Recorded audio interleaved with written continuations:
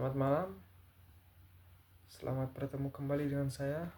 Saya kali ini akan menjelaskan tentang tugas mekanika tanah 2 tentang konsolidasi tanah.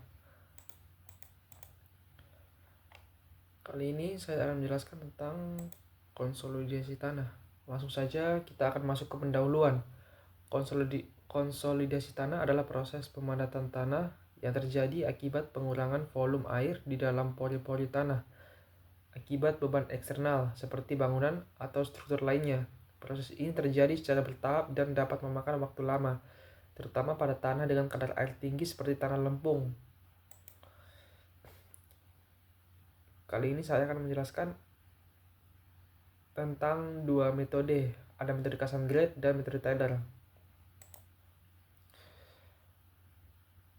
Pembagian metode adalah sebagai berikut: metode Cassagrande dan metode Taylor. Mula-mula kita akan masuk ke metode Cassagrande dulu.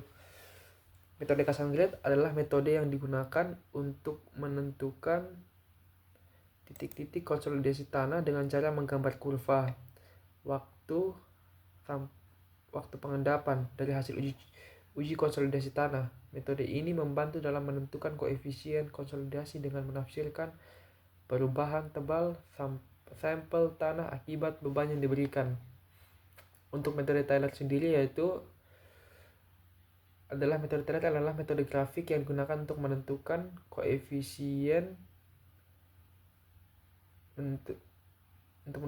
konsolidasi tanah atau CV dari hasil uji konsolidasi. Metode ini didasarkan pada kurva hubungan antara penurunan atau settlement dan akar waktu.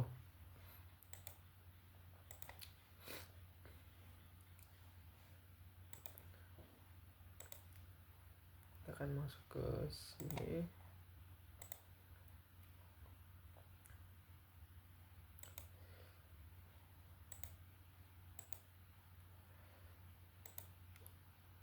Metode koefisien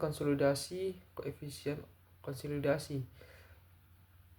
Kecepatan penurunan konsolidasi dapat dihitung dengan menggunakan koefisien konsolidasi CV². Kecepatan penurunan perlu diperhitungkan bila penurunan konsolidasi yang terjadi pada struktur diperkirakan besar. Bila penurunan sangat kecil, kecepatan penurunan tidak begitu penting diperhatikan, karena penurunan yang terjadi sejalan dengan waktunya tidak menghasilkan perbedaan yang berarti. Derajat konsolidasi pada sembarang waktu dapat ditentukan dengan menggunakan grafik penurunan Vs, waktu untuk satuan beban tertentu yang diterapkan pada alat konsolidasi. Caranya dengan mengukur penurunan total pada akhir fase konsolidasi. Kemudian dan kita akan lanjut di metode kecocokan log waktu, log time, or Vining method. Prosedur untuk menentukan koefisien konsolidasi C disusulkan oleh Cassagrande dan Vadum pada tahun 1940. Cara ini sering disebut metode kecocokan log V, Cassagrande log time, Vining method. Adapun prosedurnya adalah sebagai berikut.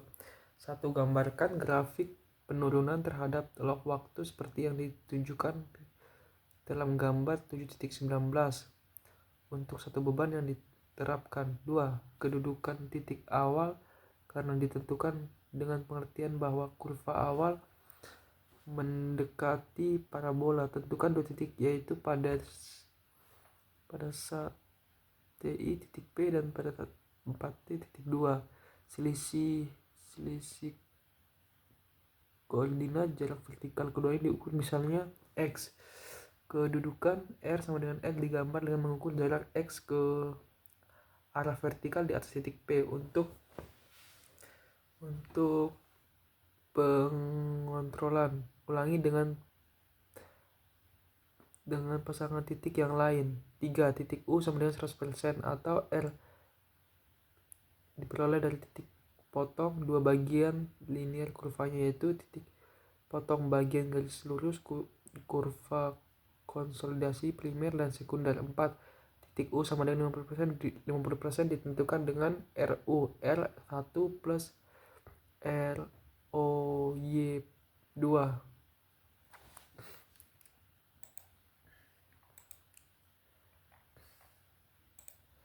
Dan kalau untuk metode koefisien konsolidasi di metode Taylor.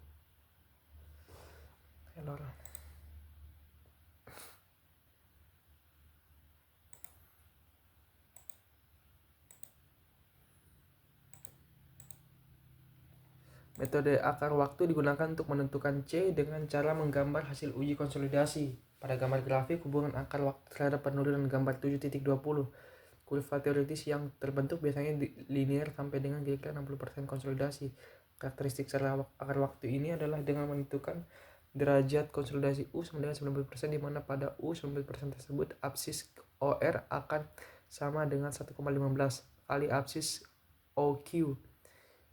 Prosedur untuk memperoleh derajat konsolidasi U sama dengan 90% selengkapnya adalah sebagai berikut. 1. Gambarkan grafik hubungan polinom Vs akar waktu dari data hasil uji konsolidasi pada beban tertentu yang diterapkan. 2. Titik U sama dengan 0% diperoleh dengan memperpanjang garis dari bagian awal kurva yang lurus sehingga memotong ordinat di titik P dan memotong absis di titik Q. Anggapan kurva awal berupa garis lurus adalah konsisten dengan anggapan bahwa kurva awal berbentuk parabola.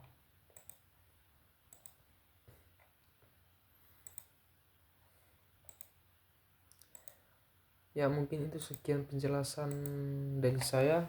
Maaf apabila ada salah kata. Terima kasih.